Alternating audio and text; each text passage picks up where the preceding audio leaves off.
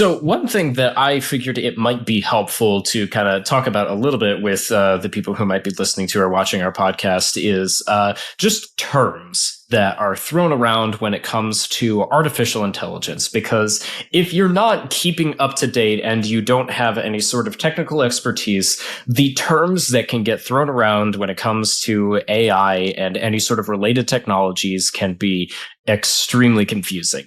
So a really interesting example of this that just happened recently, our very first episode of this podcast, we talked about Apple's WWDC conference that was just about a developer conference, and they talked substantially about a lot of different features that Apple was going to be introducing into their products. But what was very interesting is that they never used the word AI or artificial intelligence once. They never used it, which is fascinating. They used very frequently the term machine learning. And there's a video by a YouTuber by the name of Marquez Brownlee that I'll link down below that is really interesting on this topic that kind of gave me the idea to talk about this, where he basically explains that part of the reason that Apple does this specifically and does this with a lot of terms outside of AI is because they want to be able to use terms that they have control over, because Apple is very much a company that wants to have control over the messaging around pretty much all of their products. And they feel as though terms like AI that are just so like such hot buzzwords and is not something they have enough control over, they just decide, let's stay away from that and let's use terms that are safer that we can control the narrative around. So, but I think that from a consumer standpoint, when you tune into an Apple event and you hear them say machine learning, and you hear it in reference to letting your autocorrect get better at recognizing the words you're wanting to say, you're going, okay, wait a minute. Isn't this pretty much the same kind of thing that AI is doing? But they're not saying AI, they're saying machine learning. What's the difference here?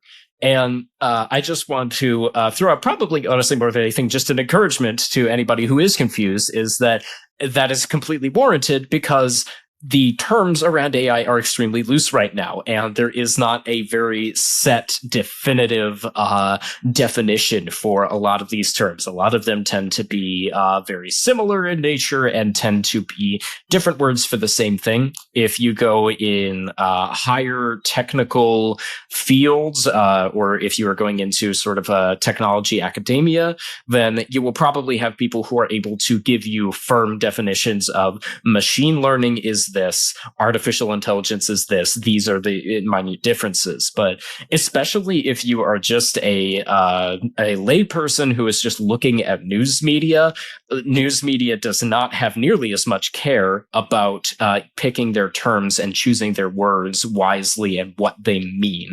So really, I think my alternative idea is just don't get too caught up and too confused about whether terms are different or the same or not, because a lot of them do tend to be towards similar things. I think just especially if you aren't as technically inclined, just looking to understand as best you can just what the driving force behind technologies like artificial intelligence is, and just some of the basics of how it works is going to allow you to say, hear Apple talk about machine learning and go, oh, they're using machine learning to accomplish this specific task in this way. And so I can understand that it's pretty much the same thing that, they're using ChatGPT for. And you don't have to have a tech degree to figure that out. Yeah. I think that anytime you're talking about, especially something new, definitions become so important. We talked about, I talked about shooting earlier, and, if you enter any new sport, I've grown up shooting, and so I've known that sport for a long time, but I recently got into motorcycles. And so there's all this whole new vocabulary. There's all these new things. And then I was with some people, this week who were pilots, and just listening to them talk, they immediately go into numbers and, model numbers and terms that I just left me completely not understanding, really without enough context to even know what they're talking about. They were throwing out a bunch of numbers, and I didn't know what the plane looked like. And yeah, if you did that same thing with motorcycles or guns, I would know exactly, when you throw out those numbers, what we're talking about.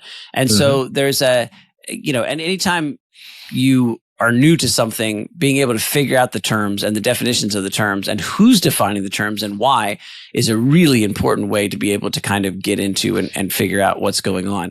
And we should say that weaponizing those terms or controlling those definitions, to some extent, the way Apple does, that's a powerful way to impact the way you think.